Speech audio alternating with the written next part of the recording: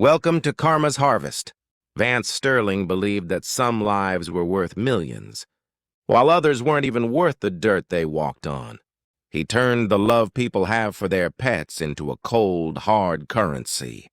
But he never expected that his own greed would eventually steal his humanity. What happened to him at the height of his power is a chilling reminder that the universe always keeps the receipts. Have you ever felt the terror of having a mind that works, but a voice that betrays you? Vance was the visionary CEO of Vespera Pharma, a man who lived in a world of silk sheets and sharp suits. His crown jewel was Animus V, a liquid supplement marketed as the fountain of youth for aging dogs. He ran commercials featuring happy families and wagging tails, while in the dark corners of his labs, he knew the truth. Animus V was a volatile mixture of synthetic adrenaline and neurological suppressants. It didn't cure aging. It merely masked pain until the animal's nervous system collapsed. To Vance, a dog's life was just a line item on a balance sheet.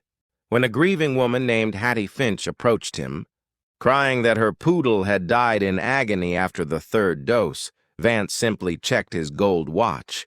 He told his security to escort the hysterical woman out, laughing to his assistant that some people simply couldn't handle the price of progress.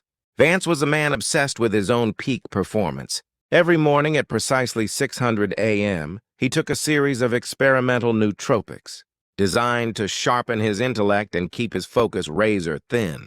These pills were kept in a custom-engraved obsidian case on his desk. What Vance didn't notice was the quiet resentment brewing in his shadow. His personal assistant, Kaylin Voss, had worked for him for 5 years.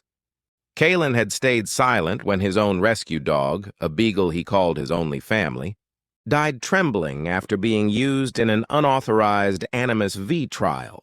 Kaylin didn't want a lawsuit, he wanted a transformation. Using his access to the lab, Kaylin synthesized a human-grade concentration of the Animus V active ingredient, a compound that caused severe laryngeal spasms and primitive brainstem dominance in primates, and carefully replaced Vance's morning brain boosters. The day of the Global Biotech Summit arrived, the very event where Vance was to be crowned Entrepreneur of the Year.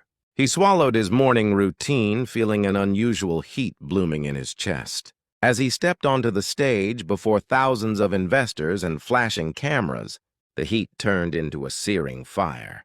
He adjusted his tie, feeling his throat tighten. He opened his mouth to deliver his prepared speech about the future of longevity, but the words died in his throat. Instead of a sophisticated English sentence, a sharp guttural bark erupted from his lungs. The audience froze, thinking it was a bizarre theatrical stunt. Vance tried to apologize, his face flushing a deep, angry crimson. But all that came out was a series of frantic, wet snarls.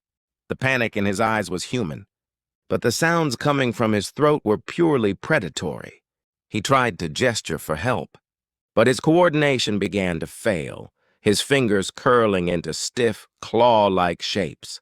He fell to all fours on the stage, the expensive fabric of his trousers tearing as he let out a long, bone-chilling howl that echoed through the silent auditorium. Security rushed the stage, but Vance, driven by a sudden primal surge of fight-or-flight energy, snapped at them with bared teeth.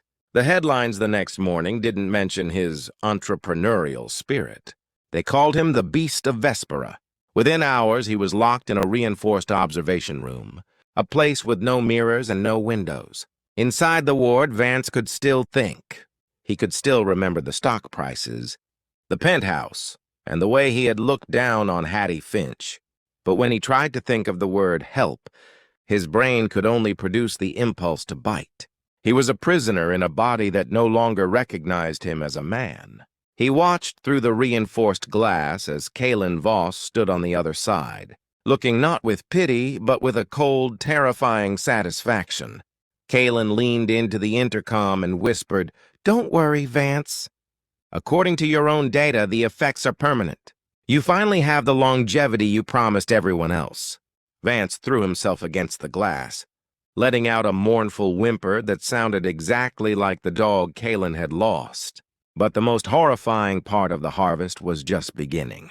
As Vance lay on the cold floor, he realized there was a file on his desk, that he had forgotten to shred a file that would ensure he stayed in this cage forever, regardless of whether he ever found his voice again.